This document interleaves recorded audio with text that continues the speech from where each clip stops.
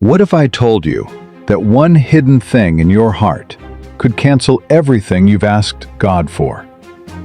Not your mistakes, not your past, not even your worst sins, but something far more subtle, something many Christians live with every single day: unforgiveness.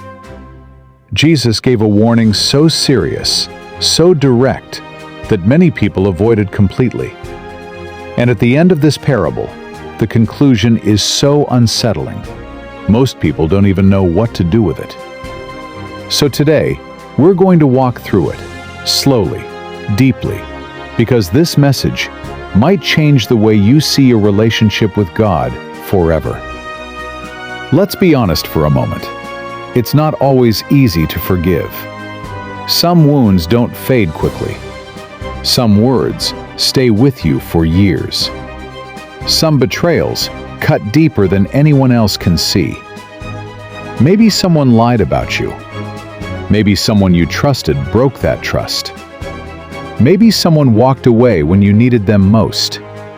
And now, even if you've moved on, even if you're smiling on the outside, there's still something there.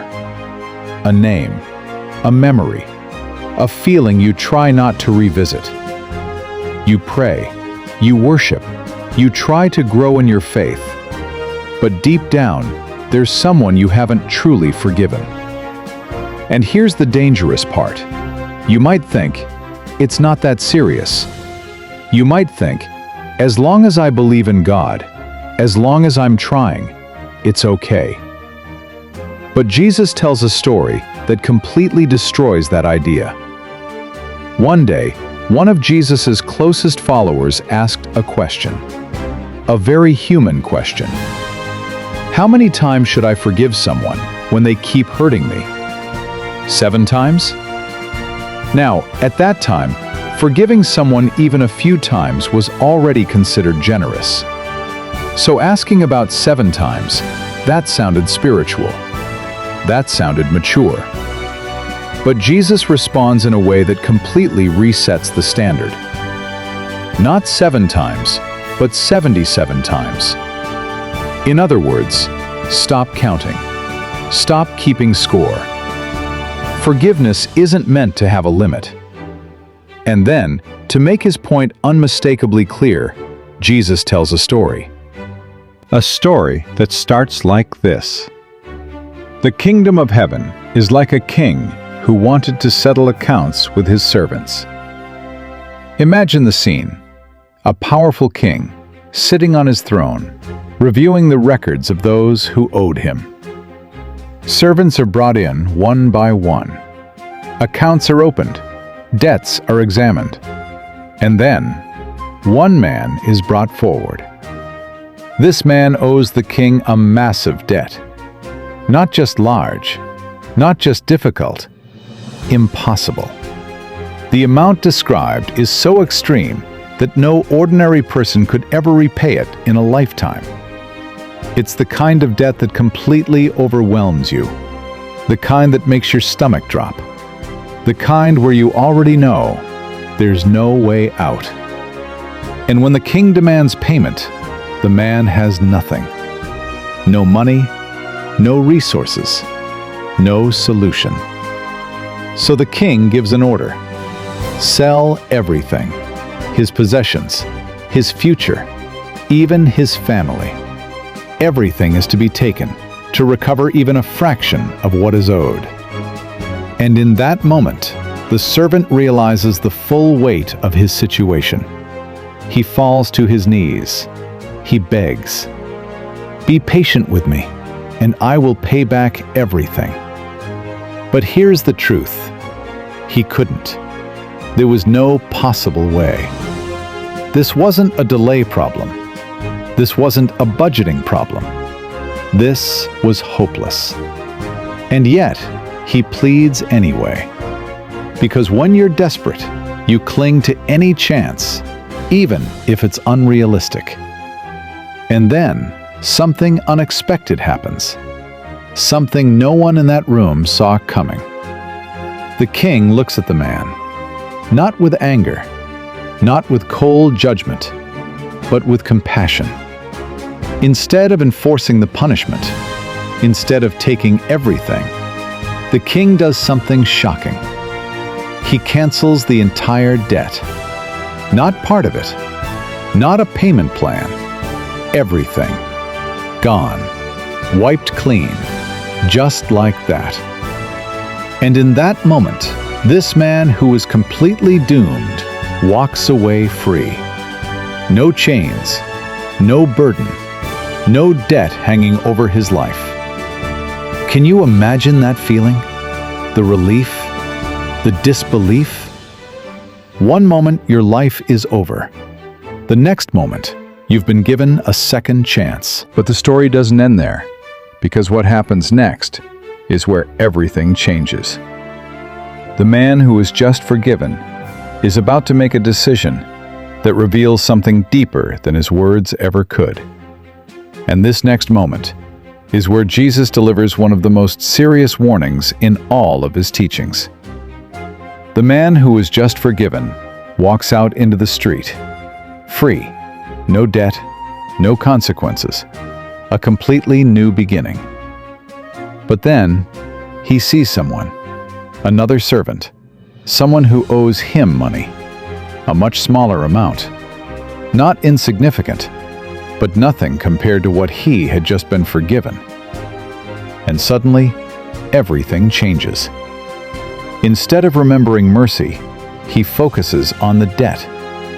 Instead of gratitude, he chooses control. He walks up to the man, grabs him, and demands, "Pay back what you owe me." The man falls to his knees, the exact same posture, the exact same desperation, the exact same plea. "Be patient with me, and I will pay it back." It's the same words, the same situation, the same chance to show mercy. But this time, there is no compassion, no understanding, no grace. The forgiven servant refuses. Not only does he refuse, he takes it further. He has the man thrown into prison until the debt can be paid. Let that sink in. The one who was just released now imprisons someone else. The one who was shown mercy now denies it completely. And this is where the story becomes uncomfortable. Because if we're honest, this doesn't feel like a distant story anymore. This feels familiar. How often do we ask God for forgiveness while holding something against someone else? How often do we want grace but struggle to give it? How often do we say, "God, please be patient with me," while refusing patience with others? And maybe we justify it. Mine is different. They hurt me more. They don't deserve forgiveness. But neither did we. Other servants see what happened. They witness the entire scene, and they are deeply disturbed.